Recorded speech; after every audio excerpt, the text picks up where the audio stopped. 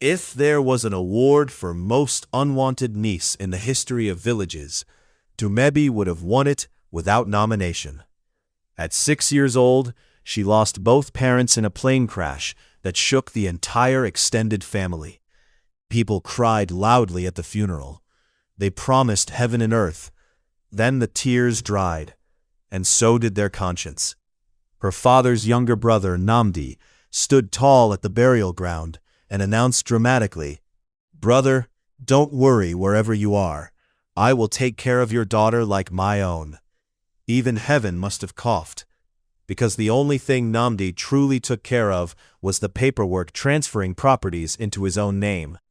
Houses in Lagos, lands in Enugu, shares, accounts, everything quietly disappeared like puff-puff at a children's party. And his wife, Ifeoma, known proudly in the village as Mama Nkechi, supervised the disappearance like a project manager. "Make sure you sign that page well," she would whisper. "Don't worry," Namdi replied. "She's just a child. Yes, just a child." Inside their modest village compound, 2 girls grew up under one roof, but lived in 2 different worlds. Nkechi, the biological princess, wavy hair always bouncing dramatically, even when there was no wind. She walked like background music followed her. And then there was Dumebi, curly hair tied neatly in a bun, always, because loose hair was for important children. "Dumebi," Ifeoma would shout at 5 a.m. sharp, "why are you sleeping like someone who owns land?"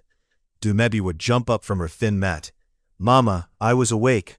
"Awake? Did the plates wash themselves? Did the goat cook the soup?" Meanwhile, Nkechi would stretch lazily on her mattress. "Mummy, tell her to warm my bathing water. It's too early to be stressed." Dumebi fetched water. Dumebi swept. Dumebi cooked.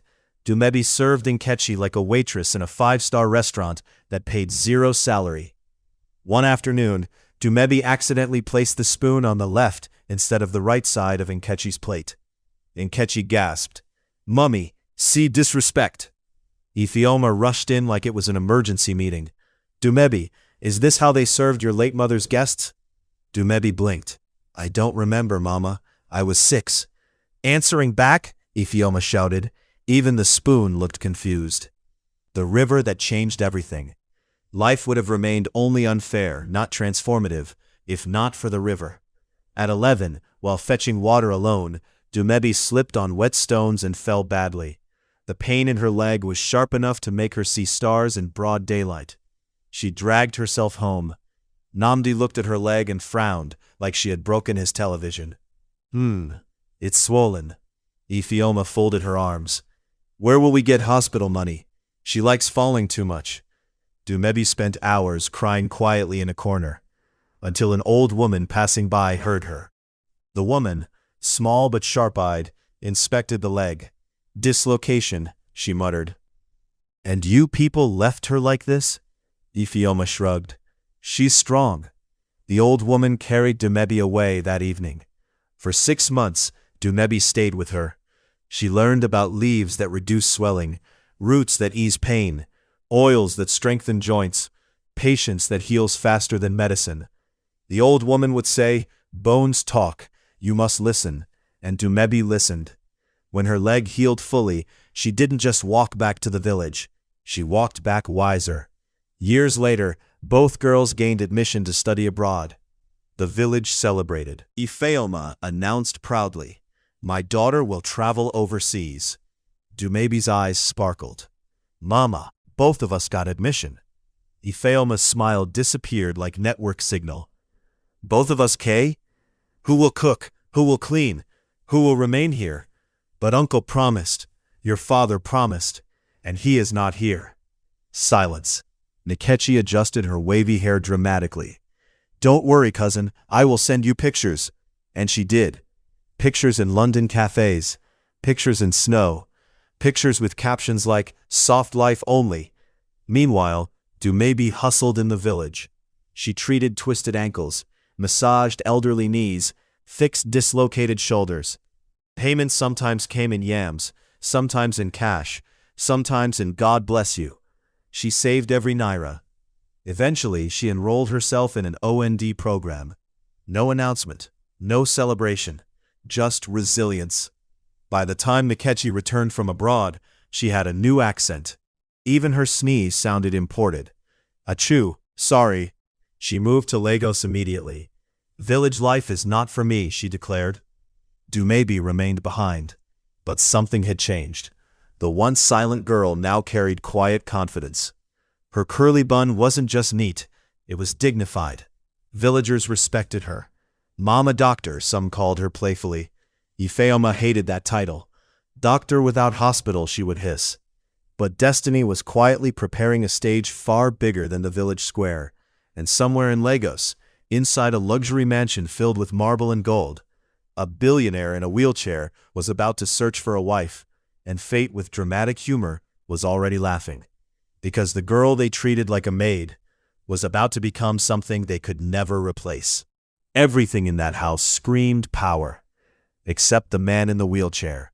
Adekunle Adewale, billionaire, real estate magnate, oil investor, and reluctant member of the rolling delegation. He was tall, 62, broad shoulders, dark chocolate skin, clean-shaven jawline sharp enough to cut ego, deep, commanding eyes that once intimidated boardrooms. Now, they watched the world from seated height, and he hated it. Adekunle had dated women from high society, actresses, models, corporate executives, influencers with accents that sounded like Wi-Fi passwords. They all had one thing in common: enthusiasm. Until they saw the wheelchair. One had gasped dramatically, "Oh my God, is it permanent? Another tried to be supportive. "Babe, love is not about legs, it's about accounts." He ended it. By the 10th failed relationship, even his driver had developed sympathy. "Sir," the driver once muttered carefully, "maybe try village setting." Adekunle blinked slowly. "Village setting?" "Yes, sir. Natural selection." One of his older business associates leaned forward during a quiet evening meeting. "Kunle," the man said, adjusting his glasses, "city women see what you cannot do. Village women see what you can provide." Adekunle stared at his untouched drink. "And what if I want someone who sees me?" The associate sighed. "Then let destiny surprise you." 2 names were eventually brought forward from a particular village: Dumebi, Nkechi. Adekunle didn't care about names. He cared about peace. "Arrange a visit," he instructed calmly. The day the black luxury SUV drove into Namdi's village compound, dust rose like an announcement. Villagers gathered. Children whispered. Goats paused mid-chew. Inside the car sat Adekunle, tailored navy suit, crisp white shirt, expensive watch glinting under sunlight. He looked powerful, until the driver opened the door and brought out the wheelchair. The entire compound froze. Nkechi's dramatic wavy hair seemed to stiffen in shock. Ifoma's smile collapsed like badly baked cake. Namdi forced laughter. "Ah, welcome, welcome." Adekunle adjusted his posture calmly as he was assisted forward. He was used to the silence, the staring, the disappointment. Then came the reaction. When Nkechi fully realized he could not stand, she nearly swallowed her lip gloss. Her eyes widened. She looked at her mother. Her mother looked at her. Both looked at the wheelchair like it had personally offended them. Nkechi whispered loudly enough for everybody to hear. "Marry like this?" Ifoma attempted damage control. "It's not that we mind, oh, but..." Adekunle's deep voice cut through smoothly. Nkechi straightened dramatically. "I studied abroad. I need a man that can walk beside me." The compound went silent. Even the chicken passing by stopped. Adekunle's jaw tightened briefly. He had heard worse, but rejection still stung. Ifoma recovered first. Her brain worked faster than village gossip. "Actually, there is another girl." Namdi nodded quickly like backup generator. "Our niece. Bring her," Adekunle said calmly. They didn't even warn Dumebi. She was at the river, fetching water, her curly bun neat as always. When she was dragged back into the compound, slight wetness still clinging to her wrapper, she looked confused. She froze when she saw the suited stranger and the wheelchair. Her eyes didn't widen in disgust. They studied him. Not the chair. Him, Adekunle noticed. That was new. The air felt thick. Ifeoma leaned toward Dumebi with fake sweetness. "This is a great opportunity for you." Translation: Do not ruin this. Adekunle's voice softened slightly. Will you marry me? The entire village leaned forward collectively. Dumebi's heart pounded. She saw wealth. She saw power. She saw a broken man hiding pride behind posture. And strangely, she saw loneliness. Yes, she said gently. Nkechi nearly tripped. Ifeoma's eyes widened in disbelief. Adekunle's expression shifted, not excitement, relief. After the engagement was agreed upon, the compound buzzed like market day. Villagers whispered, "She accepted just like that? Maybe she likes real discount. At least billionaire is billionaire." Meanwhile inside, Nkechi paced like a soap opera character. "It should have been me," Ifeoma hissed. "You said no. I didn't know he was fine like that in face." "You were checking legs." When Adekunle's car left the village with Dumebi inside, she stared quietly through the tinted window. The dusty roads slowly transformed into highways, then into Lagos skyline, glass buildings, luxury estates, a different world. She adjusted her simple bag on her lap, curly bun still perfectly tied. Inside the mansion gates, as the doors opened automatically, Dumebi's reflection appeared on polished marble floors. For the first time in her life, she looked small in space, but not in spirit. Adekunle watched her reaction carefully. She did not gasp loudly. She did not spin around dramatically. She simply absorbed, like someone calculating a future. And for the first time in years, Adekunle felt something unfamiliar. Hope. As night fell over Lagos, the mansion lights glowed softly. Inside the massive bedroom prepared for her, Dumebi stood quietly by the balcony, curly bun intact, simple nightwear, city lights reflecting in her eyes. Behind her, the man on wheels watched silently. Two strangers, bound by circumstance, about to discover that destiny sometimes arrives, seated. And somewhere far away in the village, Nkechi stared at her phone bitterly, because she had rejected a wheelchair, but accidentally rejected a throne. The Adewale mansion had hosted politicians, oil moguls, and celebrities who sprayed money like confetti. But it had never hosted silence like this. The kind of silence that sits between two strangers who are technically married, but still politely confused about what to do next. Dumebi stood by the balcony, Lagos glittering beneath her like a bed of diamonds. The air smelled expensive. Even the curtains looked like they had passports. Behind her sat Adekunle Adewale, billionaire, 62 of disciplined masculinity, currently reduced to seated height. He cleared his throat. The sound echoed in the massive master bedroom like a board meeting about to begin. Dumebi turned gently, her curly bun still perfectly tied, her caramel skin glowing softly under the chandelier light. "You can sit," he said. She blinked once, looked around. Every chair in that room looked like it required a visa to touch. She perched carefully on the edge of a velvet armchair, like someone sitting in church for the first time. Everything about the room intimidated her. The king-sized bed alone could comfortably host a village meeting. Gold-lined mirrors, imported rugs, air conditioning that hummed like it was gossiping quietly. Back in the village, her room had one window and one stubborn mosquito. Here, even the air felt filtered. Adekunle watched her closely. She didn't rush to touch anything, didn't spin in circles, didn't scream in excitement.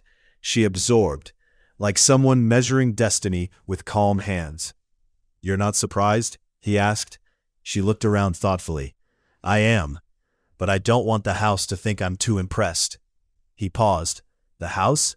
Yes, if I overreact, it may increase my rent." For the first time in weeks, Adekunle laughed. A real laugh. It startled both of them. Later that evening, staff brought dinner and left discreetly. Dumebi carefully arranged his plate closer. Her movements were steady. No pity, no discomfort. He noticed. Most women treated him like fragile glass or an inconvenient package. She treated him like a person. "Does it bother you?" he asked quietly. She tilted her head. "What?" He gestured slightly downward toward the wheelchair. There it was, the invisible third person in the marriage. She studied him, not the chair. If a tree bends because of storm, she said gently, do you cut it down? He swallowed. No. Then why should I?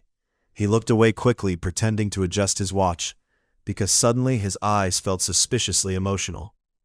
The next morning, Dumebi woke early. Village body clock still active. She tied her curly bun firmly, wrapped a simple shawl, and explored the kitchen.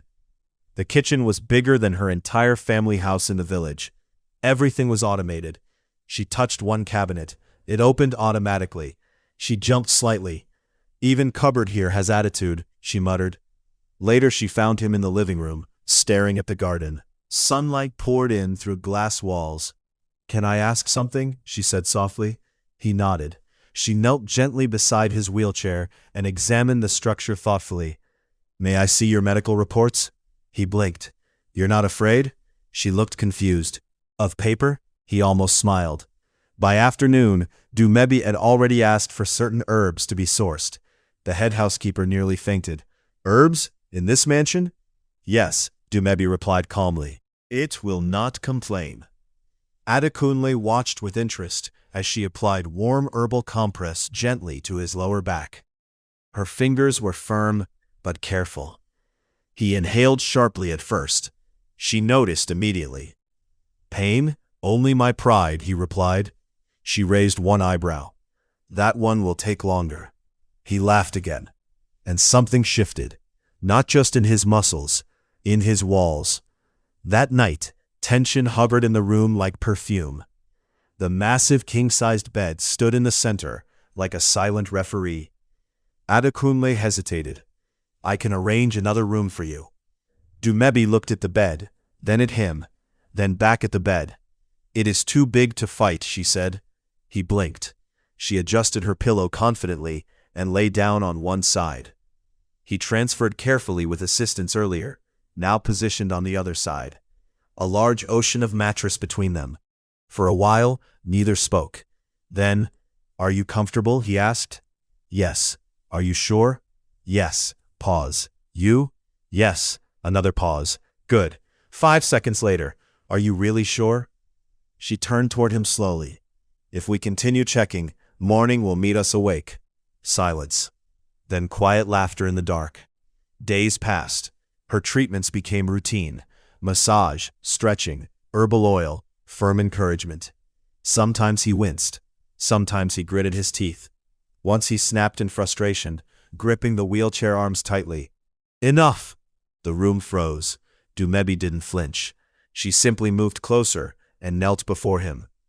You are angry at your legs, she said softly. Not at me. His breathing slowed. She gently placed her hands over his. You are still powerful. He looked at her. Really looked. Curly bun slightly loose from the day's work. Sweat on her forehead. Determination in her large brown eyes. No fear. No calculation. No greed. Just commitment. His voice lowered. Why are you doing this? She smiled faintly. Because when you stand, we both stand. And that was the moment something deeper than gratitude formed. One evening after therapy, he managed to support himself briefly using parallel bars installed discreetly in a private gym section. Only for seconds, but seconds that felt like a miracle. He looked at her, breath uneven. I did it. Her eyes shone brighter than the chandelier. Yes. He reached for her instinctively. She stepped closer. Too close. The air thickened. His hand moved to her waist carefully, not forcefully, not arrogantly, carefully. She didn't step back. Instead, she steadied him, their faces inches apart. For the first time, there was no wheelchair in the space between them. Just warmth, just breath, just two hearts adjusting to a new rhythm. Later that night, he attempted to tease her. If I recover fully, you know you'll have to keep up with me. She folded her arms confidently. I carried water on my head for years. You think I cannot carry you? He stared, then burst out laughing. Remind me never to argue with you. She smiled proudly. Good decision. The camera of destiny would have zoomed out that night. Luxury mansion glowing under Lagos skyline. Inside the master bedroom, no longer two strangers. Not yet fully lovers. But something powerful was forming. Healing was happening. not just in bone and nerve, but in pride, in trust, in longing. And somewhere far away, Nikechi unknowingly felt uneasy. Because she chased status, Dumebi was quietly building a throne beside a king who was learning to stand again.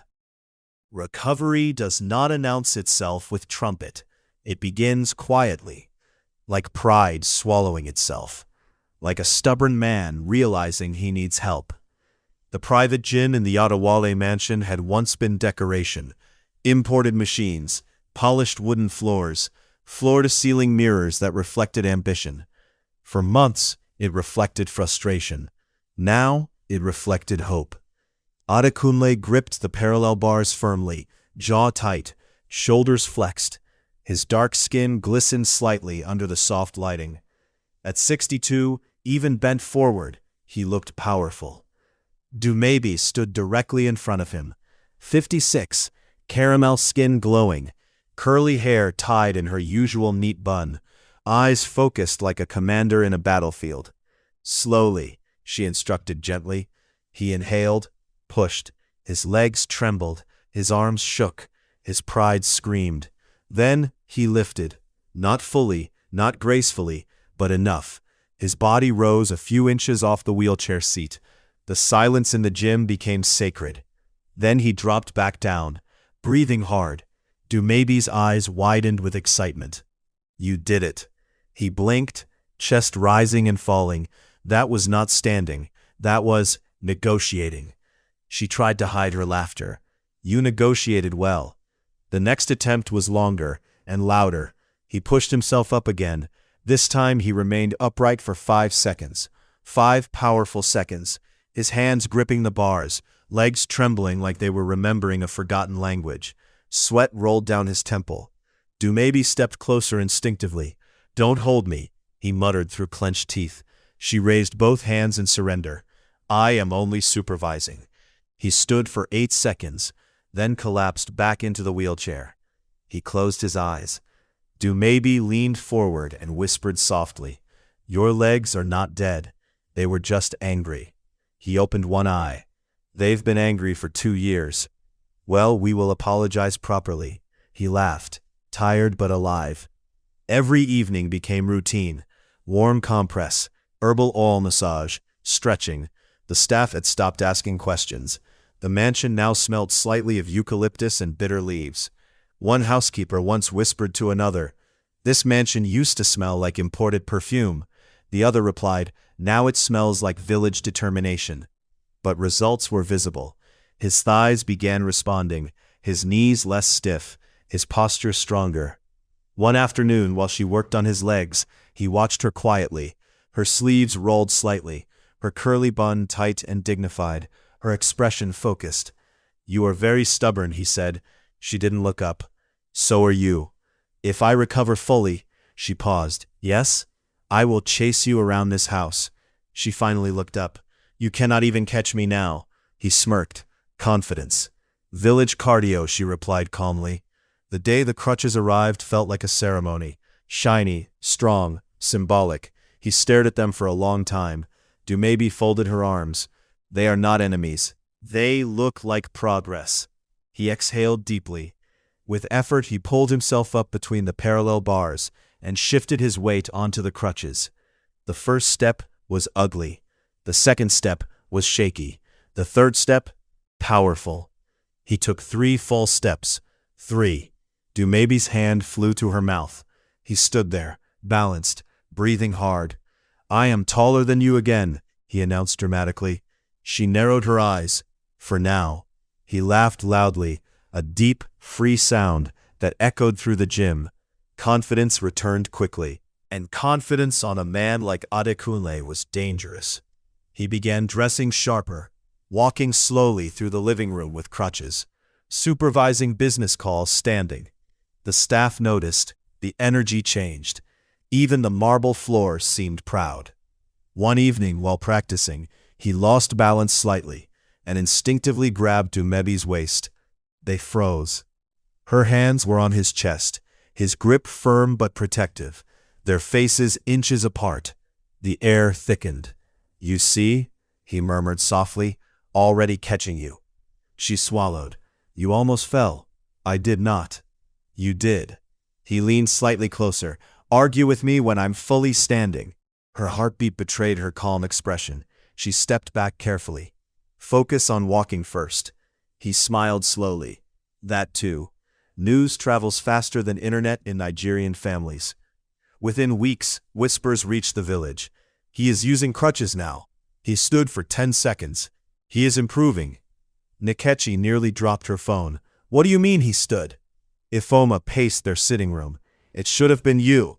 Nkechi held her head dramatically. I rejected temporary problem. Yes, Ifoma snapped. You rejected future upgrade. Back in Lagos, Adekunle was learning to climb stairs slowly, and every step he took felt like revenge against doubt. One late evening, after an intense therapy session, he managed to walk slowly from the gym to the living room using crutches without assistance. Dumebi followed quietly behind, ready but not hovering. He reached the center of the marble floor, stopped, turned toward her, dropped one crutch carefully, balancing. She gasped slightly. What are you doing? He stretched one hand toward her. Come here. She stepped closer cautiously.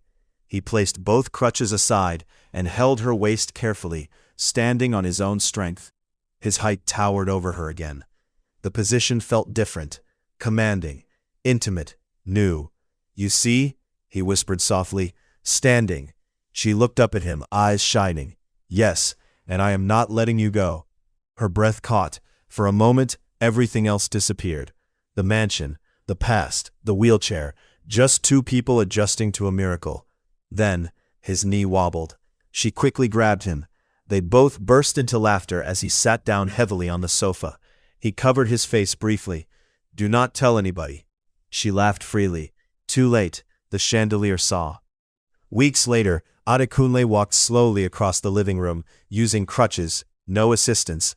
Dumebi stood at the far end, waiting. He took step after step toward her, determined, focused. When he finally reached her, he didn't say anything. He simply pulled her gently into his chest, standing, fully upright. And somewhere far away in the village, jealousy began packing its bags for Lagos, because a man they rejected in a wheelchair was walking back into power, and this time, he wasn't alone. The first morning, Adekunle stood without crutches. The mansion nearly fainted. Okay, not the mansion exactly, but the chandelier shook like it had sensed destiny. The marble floor gleamed. The air felt different. Even the security guards outside stood straighter for no reason. And in the center of it all stood Adekunle Adewale, 62, broad-shouldered, deep chocolate skin glowing in the Lagos sunlight. Low-cut hair perfectly groomed, jaw sharp enough to cut glass. Standing, without crutches. Dumebi froze. Not because she was shocked. No, she had always believed he would walk again. But seeing him at his full height after months of wheels and aluminum support, it felt like witnessing a lion. Remember it was king. Adekunle looked down at himself, flexed his legs slightly, then glanced at Dumebi.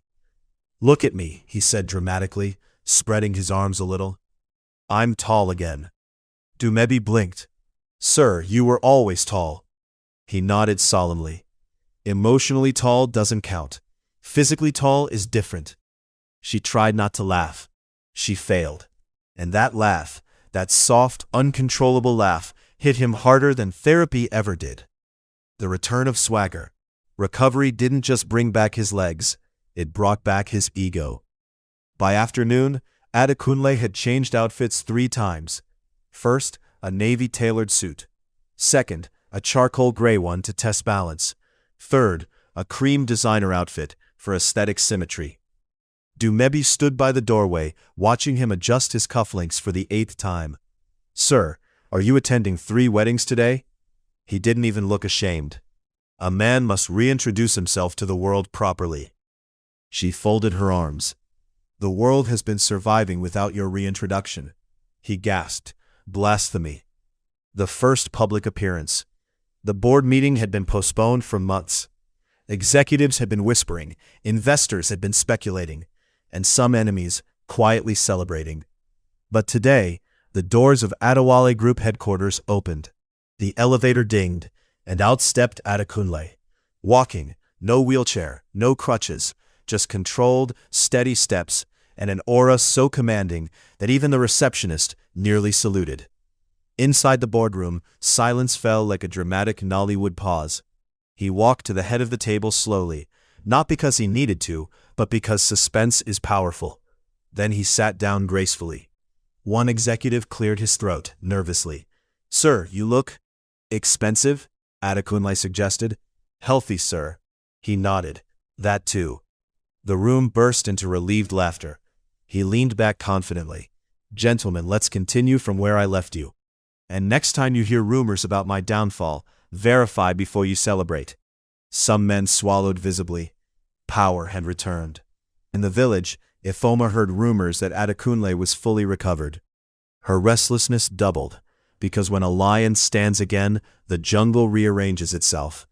Adekunle had regained his legs, but more importantly, he had regained perspective. And Dumebi? She wasn't just helping him walk anymore. She was walking beside him, and the world was starting to notice. 3 days later, Ifoma arrived in Lagos dressed like someone auditioning for Mother of the Billionaire. Heavy gold jewelry, bright Ankara wrapper, confidence larger than her bank account. Nkechi met her at the airport. They hugged dramatically, as if preparing for battle. Inside the car, Ifoma lowered her voice. "First rule, act loving. Second rule, take over." Nkechi nodded seriously. "Third rule, remove the bun girl." The Adewale mansion gleamed under the afternoon sun. Modern architecture, marble driveway, glass doors, quiet power. Dumebi was arranging fresh flowers in the living room, her curly hair neatly tied in her signature bun, wearing a simple fitted knee-length dress. The doorbell rang. She opened it, and there they stood. Nkechi, tall, poised, wavy hair cascading like an expensive shampoo commercial. Ifoma, smiling too widely. Dumebi blinked. "Auntie." Ifoma opened her arms dramatically. "My daughter." Dumebi nearly looked behind her to confirm who she was talking to. Inside the living room, the luxury Nigerian modern interior sparkled around them. Beige leather couches, gold-accented decor, glass coffee table. Ifoma sat down and began surveying the room like a property inspector. She murmured. "This sofa is too neutral." Nkechi casually adjusted a throw pillow. "Yes, it needs a feminine touch." Dumebi raised an eyebrow slightly. "This house has been fine." Nkechi smiled sweetly. "Now it can be finer." The next morning, Adekunle left for Zurich to revive abandoned business deals. He walked confidently through the airport, tall and composed, unaware of the hurricane forming behind him. The moment his car left the mansion, Nkechi transformed. She switched from visitor to commander. She changed the curtains, rearranged furniture, ordered new artwork, even instructed staff with unnecessary authority. "I prefer lilies, not roses," she announced, though no one had asked. Dumebi watched quietly at first. Then came the ultimate shock. Nkechi, dressed in a tailored white power suit, hair flowing in controlled waves, and drove to Adewale Group headquarters. She walked into the lobby with confidence sharp enough to slice glass. "I'm Mrs. Adewale," she announced smoothly. The receptionist froze. Employees whispered excitedly. They had heard rumors that the wife healed him. They had never seen her before. Nkechi smiled like a saint collecting testimonies. "Yes," she continued modestly. "It was faith and dedication." Meanwhile, Dumebi was at home watering plants. The glory thief. By afternoon, pictures circulated within internal company chats. Boss's wife visits office. Madam looks educated. She's the one that helped him walk.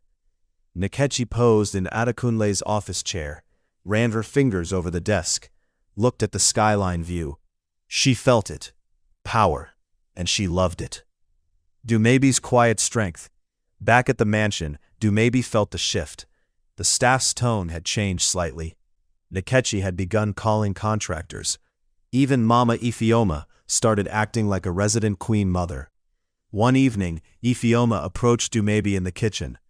"My dear," she began with syrupy sweetness, "big empires need refined women." Dumebi continued slicing vegetables calmly. "And herbs need steady hands," she replied. Ifeoma forced a smile that twitched dangerously. "You are good for village matters." Ifeoma blinked. She wasn't expecting resistance from someone she once forced to fetch water. That night, in the guest room, Nkechi and her mother whispered. "He needs someone sophisticated beside him," Nkechi insisted. "Exactly," Ifeoma nodded. "You studied abroad. You understand wine glasses." They both nodded like that was a doctorate. "We push her out gently," Ifeoma concluded. "How?" "We make her uncomfortable." The frustration begins. The next few days were a silent battlefield. Nkechi corrected staff in front of Dumebi. She replaced Dumebi's herbal jars with scented candles. She sat in the master bedroom like she owned it. One afternoon, she even tried reorganizing Adekunle's wardrobe. Dumebi walked in and froze. Nkechi turned slowly. "Oh," she said sweetly, "I'm just arranging my husband's suits." The air tightened. Dumebi's eyes darkened slightly. "Your husband?" Nkechi smiled wider. "Don't worry, when he returns, things will be clearer." Dumebi stepped closer, not aggressive, just steady. "When he returns, things will be corrected." A week later, nightfall. When Adekunle returned from Zurich, he did not shout. He did not ask questions. He simply stood in the center of his living room, 62 of fully recovered authority, and let silence do the talking. And silence in that mansion was louder than thunder. Nkechi descended the staircase like she was walking into a perfume commercial. Silk robe, perfect waves cascading over her shoulders. Chin lifted, confidence rehearsed. Behind her stood Mama Ifeoma, wrapper tied tight, eyes shining with "victory has arrived." Dumebi stood near the hallway entrance. Simple house dress, curly hair tied neatly in her bun, hands folded in front of her. Calm, still. The contrast alone could start a war. Adekunle looked around slowly. New curtains, different scent. His art pieces rearranged like they were auditioning for a new owner. He inhaled once. "Did my house travel while I was gone?" he asked dryly. No one answered immediately. Nkechi smiled sweetly. "I thought the place needed refinement." Adekunle glanced at the gold statue, now awkwardly placed in a corner. "It needed relocation therapy?" Mama Ifeoma cleared her throat loudly. "We are only helping. Big empires require big adjustments." Adekunle raised one eyebrow. "Ah, and I missed the board meeting where you became shareholders." Dumebi pressed her lips together to avoid laughing. Nkechi's smile tightened. 2 days later, Mama Ifeoma decided enough was enough. If dignity would not remove Dumebi, then strategy would. She stood in the kitchen, examining a tray of herbal tea Dumebi had prepared for Adekunle. She stared at the steaming cup like it had personally offended her daughter. Then, very casually, she reached into her handbag. Inside was a small sachet. Her eyes darted left, then right.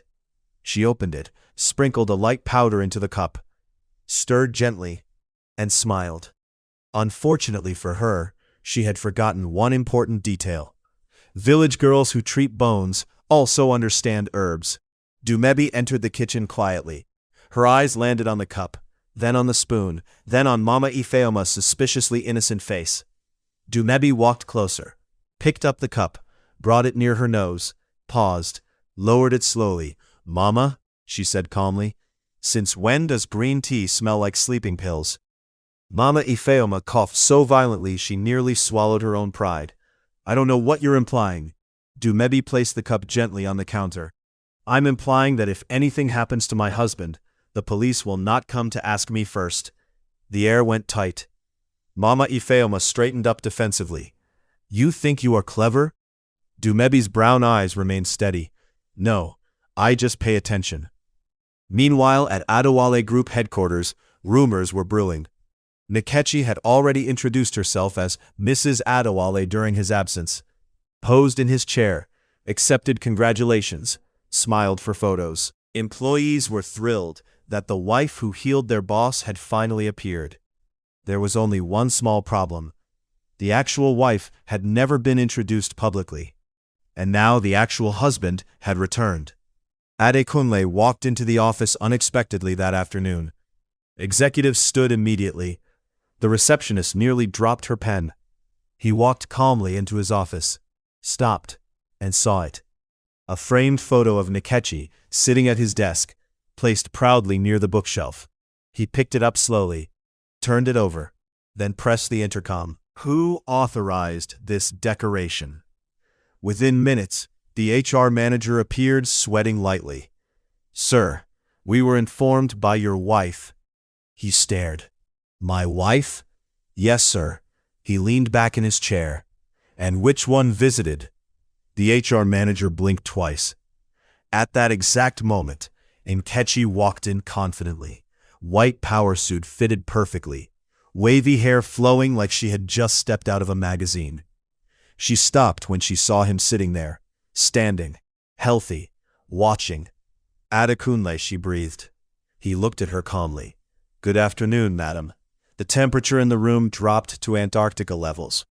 She attempted to recover her composure. I was just helping oversee things. From my chair, silence. Employees outside pretended to suddenly love paperwork. That evening, Adekunle returned home early. He walked into the living room and called everyone together. Staff lined up nervously. Nkechi stood poised. Mama Ifoma folded her arms dramatically. Dumebi stood slightly behind, calm but observant. Adekunle looked around slowly. I appreciate concern, he began evenly, but I dislike confusion. He turned to the staff. There is only one Mrs. Adewale in this house. Nkechi's breathing shifted slightly. He extended his hand. Dumebi hesitated for half a second, then stepped forward, placed her hand in his. The room froze. Mama Ifoma gasped audibly. Nkechi's smile cracked. Adekunle pulled Dumebi slightly closer. She stood when I couldn't. She believed when others calculated. His voice deepened. And anyone who forgets that will leave this house. Mama Ifoma attempted to protest. He raised one finger gently. She stopped mid-sentence. That finger held more authority than her entire wrapper collection. Later that night, in their bedroom, the tension dissolved into something softer. Adekunle stood near the window overlooking Lagos. Dumebi remained near the dresser, quietly removing her earrings. He turned toward her. You could have told me. She looked at him. You needed to see it yourself. He walked closer. Tall, strong, present. You're not just my healer, he said softly. You're my backbone. She laughed lightly. That's ironic, considering I fix bones. He smiled. For the first time in days, peace returned to the mansion. Down the hall, Mama Ifoma packed her bags aggressively. Nkechi sat on the guest bed staring at her reflection again. This time it wasn't betrayal she saw, it was consequence. And in the master bedroom, beneath soft golden lighting and the quiet Lagos skyline, Adekunle and Dumebi stood side by side. Not because of sympathy, not because of strategy, but because loyalty had outlived jealousy. By morning, the mansion felt different. Not tense, not heavy, just clean. The guest wing was quiet. No dramatic footsteps, no aggressive zipper sounds, no Queen Mother inspections of curtains that did not belong to her. Mama Ifeoma and Nkechi had left before sunrise. No farewell speech, no final performance, just wounded pride packed into expensive luggage. A week later, Adekunle Adewale did something he had never done before. He made an announcement.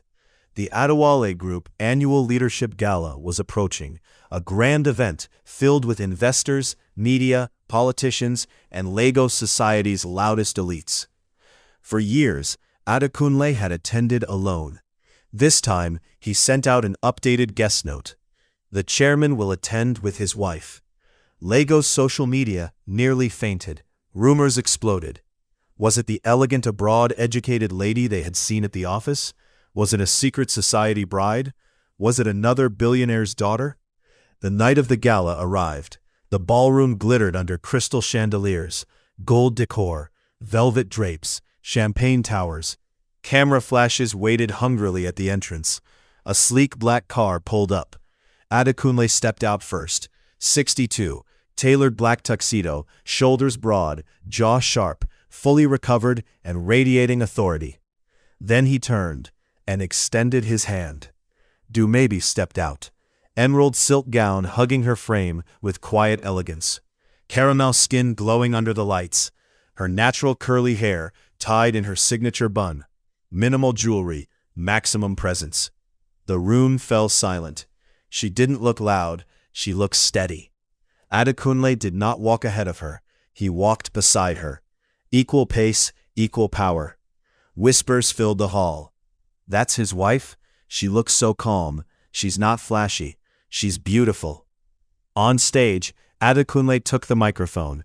His voice carried effortlessly across the ballroom. I stand here today not just as a businessman who recovered his health, but as a man who learned loyalty the hard way.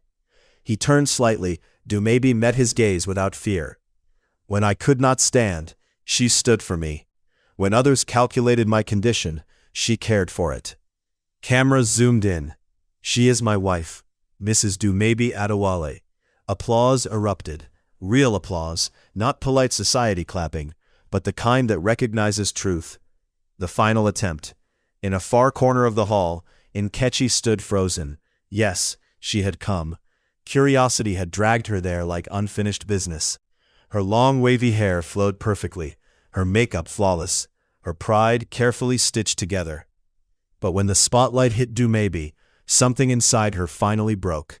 It was never about education, it was never about fashion, it was about loyalty. And loyalty cannot be stolen. Mama Ifeoma tugged her arm quietly. Let's go. For once, Nkechi did not argue. They left quietly. No dramatic exit.